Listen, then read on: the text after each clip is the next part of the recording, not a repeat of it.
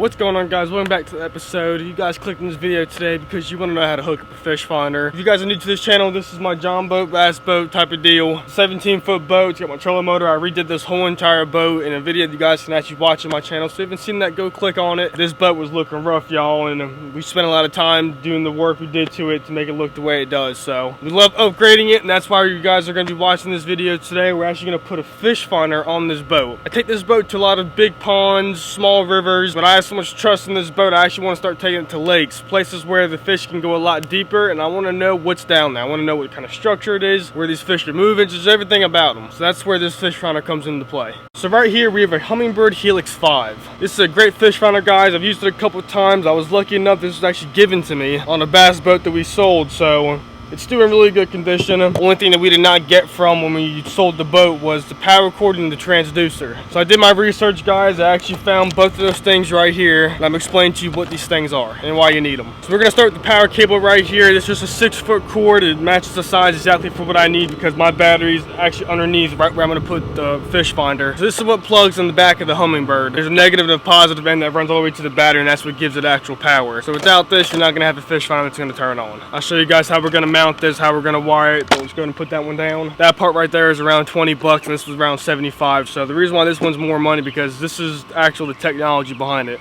The fish finder does it for you, but this is what reads the connections. This is what shows you what's down underneath the boat. So the one that hooks up to the back of the boat, it gives you side scan. It gives you a bunch of different images of what's down at the bottom. That part right there is around $170 for just a decent one. So I went with the trolling motor one. I'm not really gonna be taking it to places where I need to know exactly where the fish are. I know how to fish, guys, so I just want to see the structure and what's down there, and I know I can pinpoint them. So I got the one that hooks up to the trolling motor. All these products are by Hummingbird. It says this is an easy kit to put on. Comes with all the material I'm gonna need to set this up. A 20-foot cable, so this is gonna be enough room. I'll show y'all what these look like once we get them out the box, but we're pretty much set up to assemble. I'm normally at the front of the boat controlling the trolling motor, so I want the fish finder up here with me. I'm gonna have it angled down to where I can just look down and see it. It can click up and down too, so it's a pretty good little system. I'm excited to hook this up. Let's get to it. So we're about to start hooking everything up. I just want to update y'all a little bit. It is super hot, so I got me a little, what do you call it, a little canopy. So I got that set up. I did not want to sit in the heat. This boat is getting extremely hot just from resting on it. So we got that covered now. Zach is with me too. He actually helped me restore the boat. Like I said, guys, go check out that video. But we're about to start hooking this thing up. Starting off, guys, we're going to put the fish finder somewhere in this area right here.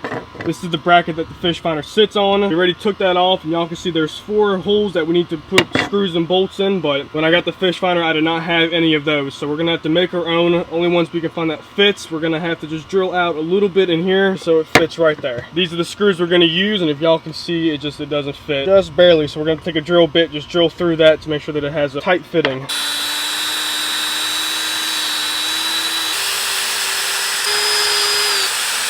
So no reason for us to do our 4 guys. We're gonna do the bottom right here and the top right here just so it goes directly across. That's gonna hold it in place perfect. Just drilled those holes out. That should slide right in. Perfect. So for the angle, guys, we're kind of thinking we're just gonna have it cock out a little bit. I don't want it too straight like that. We're gonna have it slanted like this. Underneath this deck right here, there's a piece of wood that kind of supports it.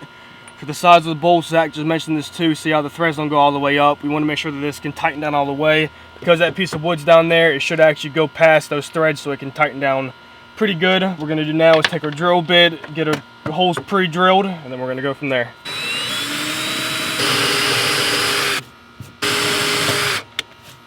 Here's a bolt, we have our washer, here's the nut. Number 2.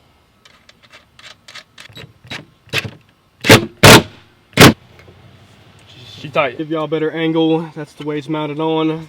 Kind of how it's cocked out a little bit. Perfect. Alright, guys, next step we have is the power cable. I already explained what this guy does. Go ahead and take it out. This is a 6-foot cord right here. So you actually have the end that plugs into the fish finder. And then it runs all the way down. You have your positive and negative. That will be hooked up straight to the battery. So the next step we have after we plug this into the fish finder, we're going to have this wire run back underneath the deck to go to the battery. This ends, we're going to drill a small hole right behind right here to run this all the way down.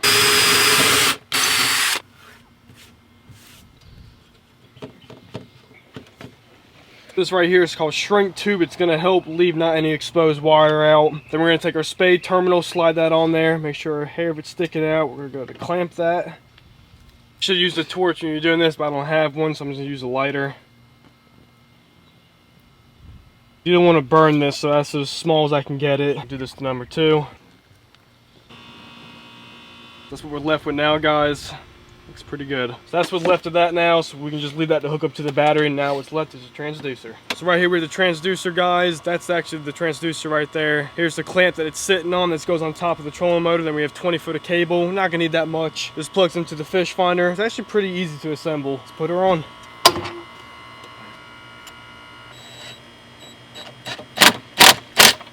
She on there. Alright guys, for the transducer right here, that's hooked up. We're going to have this wire run all the way up. We're going to zip tie all of that, have it all the way down, drill a hole right here, and then have it come back through. We're going to have to drill a pretty big hole right here, but that's alright. We're just going to silicone all of it that we drill, but she's looking pretty good. Start zip tying.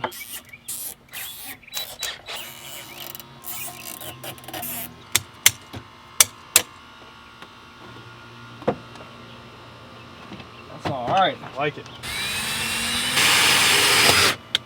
Alright y'all, the hole's drilled. Let's go and shove it in. Perfect. So now we gotta drill another hole right here for that wire to come back up so it can connect to the Fishfinder. There we go. A couple more steps after this and we're done with this project. Now we're gonna hook up this Fishfinder. 2 screws that have handles that hold it into place. Just loosen and tighten these when you want to adjust it. Not too sure if you guys can see it, but these 2 cords right here, this is where the connections are. I do the first one for power. There's a small cap on it. Just peel that off. I should go right there. Clicks in. Once you're connecting here for the transducer, there we go. Bring this back down a little bit. Perfect. So now we have all this extra cord right here, so we're just going to zip tie it. They gave us 20 foot. We do not need all that.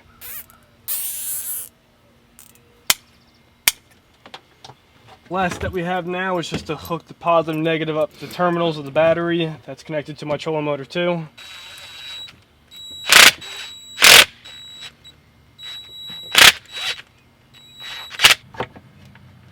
Alright y'all, so we hooked everything up right. We should hit this power button right now and everything should turn on.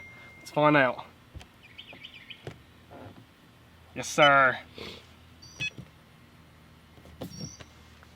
Alright y'all, so everything's hooked up right, I think. Alright guys, so we're gonna wrap the video up right here. Hope y'all enjoyed it like always. Hooking this Fishfinder up and the transducer really wasn't that hard.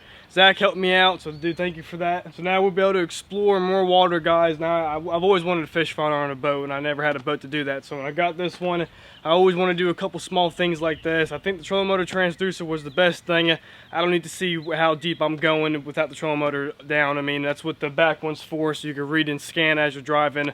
I don't have a gas motor on this thing, so this is perfect for what I need it for. It wasn't that expensive to do it. All the Humminbird kits that it came with today was super easy to install. They gave you instructions and tools to do it. I'm going to be taking this boat out soon using this thing, so if you guys are new to my channel, you guys want to see me take this boat out and use it, catch a bunch of fish on it, just hit the like and subscribe button like always. We're going to wrap it up right here. If y'all want to watch any of these 4 videos, just click on one. I appreciate it, guys. Looking back.